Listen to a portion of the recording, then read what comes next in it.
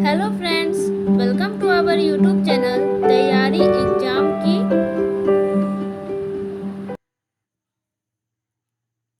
आज के इस वीडियो में हम लोग क्लास 11th का केमिस्ट्री एकक 1 है। यहाँ पे रसायन विज्ञान की कुछ मूल अवधारणाएं, some basic concepts of chemistry का एनसीईआरटी बुक से परीक्षा उपयोगी महत्वपूर्ण प्रश्नोत्तर देखने वाले हैं। तो वीडियो को एंड तक जरूर देखिएगा। और आप लोग हमारे चैनल पे नए हैं तो चैनल को सब्सक्राइब कर सकते हैं और बेल आइकन को प्रेस कर दीजिएगा।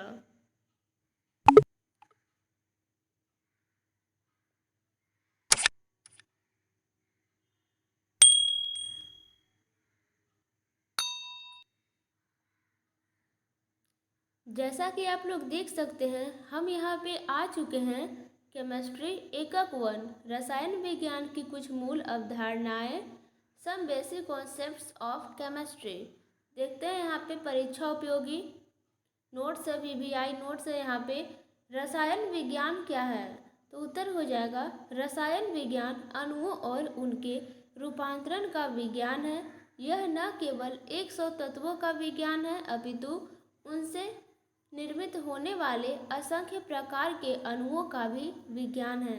आप लोग इसे स्क्रीनशॉट लेके अपने नोटबुक पे अवश्य लिखें। बहुत ही आपको एग्जाम आने वाला होगा तो महत्वपूर्ण है। उसके दृष्टिकोण से रसायन विज्ञान पदार्थ के संगठन, संरचना, गुणधर्म से संबंधित है, जिन्हें पदार्थ के मौलिक अवयवों, परमाणुओं तथा अणुओं के माध्यम से अच्छी प्रकार समझा जा सकता है। यही कारण है कि रसायन विज्ञान परमाणुओं तथा अणुओं का विज्ञान कहलाता है। आगे चलते हैं हम लोग, विज्ञान क्या है? उत्तर हो जाएगा मानव द्वारा प्रकृति को समझने और उसका वर्णन करने के लिए ज्ञान को क्रमबद्ध करने की निरंतर चेष्टा ही विज्ञान है। आगे चलते हैं, सुविधा के लिए विज्ञान को विभिन्न विधाओं जैसे रसायन विज्ञान, भौतिक विज्ञान, जीव विज्ञान, भूविज्ञान आदि में वर्गीकृत किया गया है। ओके, अब आगे चलते हैं हम लोग।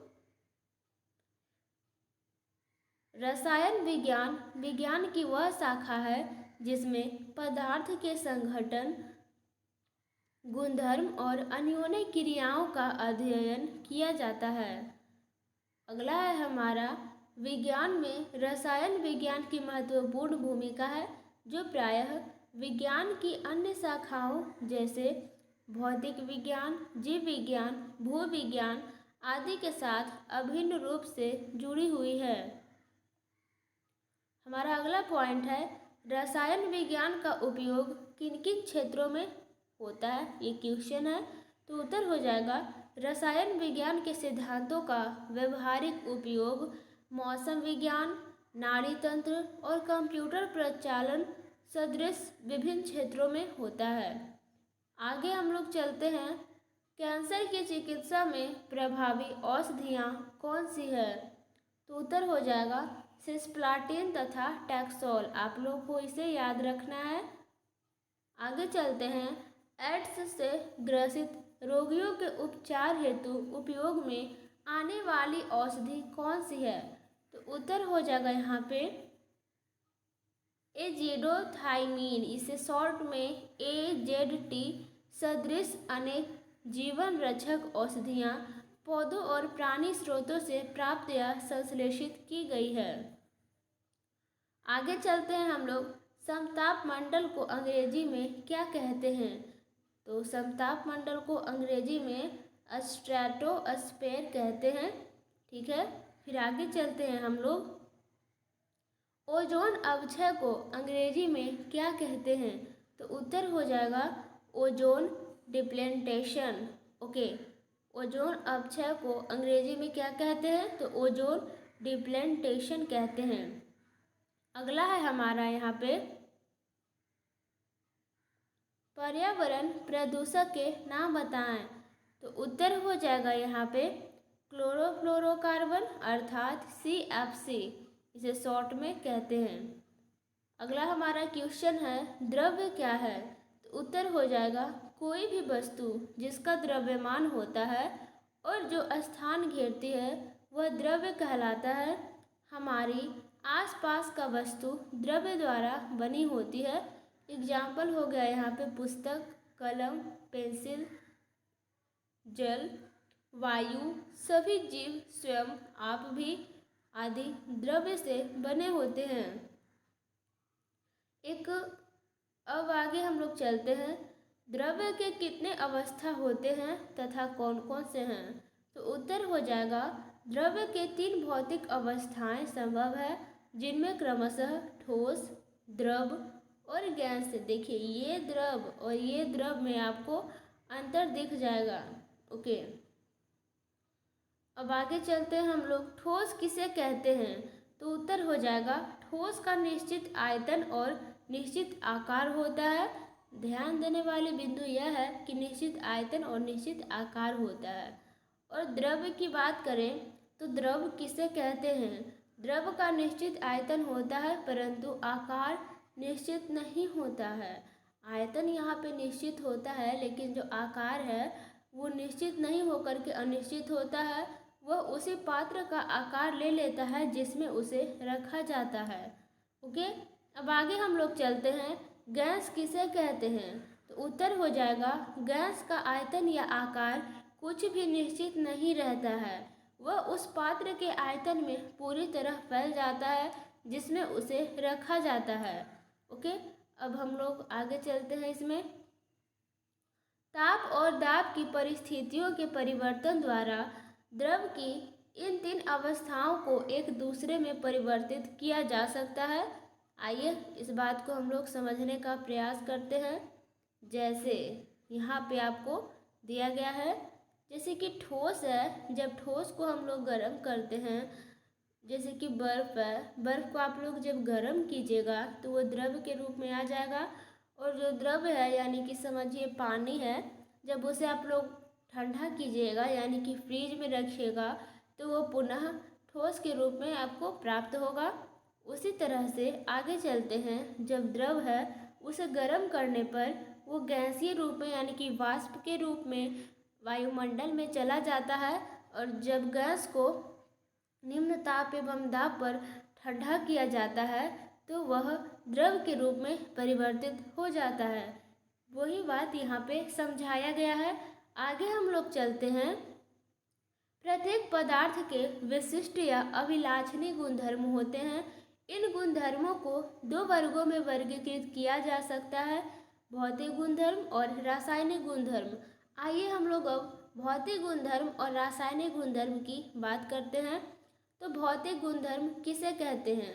उत्तर हो जाएगा, भौतिक गुणधर्म वे गुणधर्म होते हैं जिन्हें पदार्थ की पहचान या संगठन को परिवर्तित किए बिना मापा या देखा जा सकता है। एग्जाम्पल हो जाएगा यहाँ पे रंग, गंध, गलनांक, क्वथनांक, घनत्व आदि। अगला है हमारा रासायनिक गुणधर्म किसे कहते हैं? उत्तर हो जाएगा, रासायनिक गुणधर्मों को मापने या देखने के लिए रासायनिक परिवर्तन का होना आवश्यक होता है। विभिन्न पदार्थों की अभिलाक्षणिक अभिक्रियाएं रासायनिक गुणधर्मों के उदाहरण हैं, जैसे अम्लता, क्षारता, दाह्यता आदि। अगला है हमारा विश्व के विभिन्न भागों में मापन की 2 विभिन्न पद्धतियां हैं। अंग्रेजी पद्धति, इसे इंग्लिश में कहते हैं द इंग्लिश सिस्टम, और मीट्रिक पद्धति, इसे इंग्लिश में कहते हैं द मीट्रिक सिस्टम, प्रयुक्त की जाती है। आगे है हमारा मात्रकों की अंतर्राष्ट्रीय पद्धति। फ्रांसीसी में ली सिस्टम इंटरनेशनल डे यूनिट्स, जिसे संक्षेप में SI कहा जाता है। आगे है हमारा CGPM का फुल फॉर्म क्या होता है? तो कॉन्फ्रेंस जनरल डिज वॉइस एट मेजर्स। ओके, कॉन्फ्रेंस जनरल डेस वॉइस एट मेजर्स कहते हैं इसे इंग्लिश में। ओके, सॉरी यहाँ पे कॉन्फ्रेंस है जनरल डेस्पॉइस एट मेजर्स। ओके, अब आगे हम लोग बात करते हैं CGPM क्या है, संक्षेप में बताएं। उत्तर हो जाएगा CGPM एक सरकारी संस्था है जिसका गठन एक रासायनिक समझौते जिसे मीटर परिपाटी कहते हैं और जिस पर सन 1875 में पेरिस में हस्ताक्षर किया गया के अंतर्गत किया गया। ओके, अगला है हमारा द्रव्यमान तथा भार में अंतर बताएं संक्षेप में। VVI क्वेश्चन है, ये सारे क्वेश्चन आपको आने चाहिए। तो देखिए उत्तर हो जाएगा द्रव्यमान। किसी पदार्थ का द्रव्यमान उसमें उपस्थित द्रव की मात्रा है जबकि वस्तु का भार उस पर लगने वाली गुरुत्व बल है। किसी पदार्थ का द्रव्यमान स्थिर होता है लेकिन उसका भार गुरुत्व में परिवर्तन के कारण एक स्थान से दूसरे स्थान पर अलग अलग हो सकता है। अगला है हमारा NMI का पूर्ण रूप क्या होता है, तो नेशनल मेट्रोलॉजी इंस्टीट्यूट होता है। अगला है हमारा NPL का पूर्ण रूप क्या होता है, तो उत्तर हो जाएगा N फॉर नेशनल, P से हो जाएगा फिजिकल, L से हो जाएगा laboratory, national physical laboratory. Okay, NPL का फुल फॉर्म। आगे हम लोग चलते हैं। ताप को मापने के 3 सामान्य पैमाने हैं जिनमें डिग्री सेल्सियस, डिग्री फ़ारेनहाइट और के यानी कि केल्विन है। नोट है यहाँ पे कुछ आवश्यक बात है। आवश्यक बात यह है 0 डिग्री सेल्सियस से कम ताप अर्थात ऋणात्मक मान सेल्सियस पैमाने पर तो संभव है परंतु केल्विन पैमाने पर ताप का ऋणात्मक मान संभव नहीं है। ओके, आगे हम लोग चलते हैं। सार्थक अंक किसे कहते हैं, तो सार्थक अंक वे अर्थपूर्ण अंक होते हैं जो निश्चित रूप से ज्ञात हो।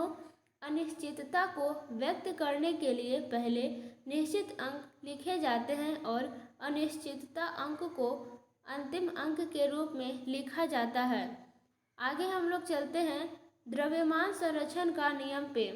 इस नियम के अनुसार द्रव्य न तो बनाया जा सकता है और न ही नष्ट किया जा सकता है। आंतो एन लावूसिए ने सन 1789 में इस नियम को दिया था, 1789। आगे है हमारा स्थिर अनुपात का नियम। इस नियम के अनुसार किसी यौगिक में तत्वों के द्रव्यमानों का अनुपात सदैव समान होता है। यह नियम फ्रांसीसी रसायनज्ञ जोसेफ प्राउस्ट ने दिया था। क्या, तो स्थिर अनुपात का नियम। अब देखिए नोट पे हम लोग चलते हैं। स्थिर अनुपात के नियम को कभी कभी निश्चित संघटन का नियम भी कहा जाता है। अगला है हमारा गुणित अनुपात का नियम। यदि 2 तत्व संयोजित होकर एक से अधिक यौगिक बनाते हैं तो एक तत्व के साथ दूसरे तत्व के संयुक्त होने वाले द्रव्यमान छोटे पूर्णांकों के अनुपात में होते हैं।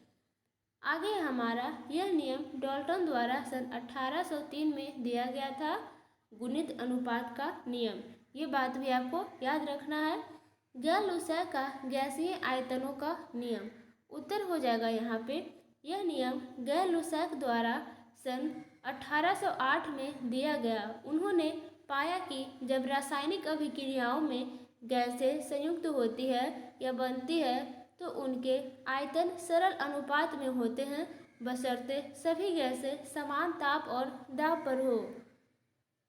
अगला है हमारा गैर-लूसाय के आयतन संबंधों के पूर्णांक अनुपातों की खोज वास्तव में आयतन के संदर्भ में स्थित अनुपात का नियम है। अगला हमारा है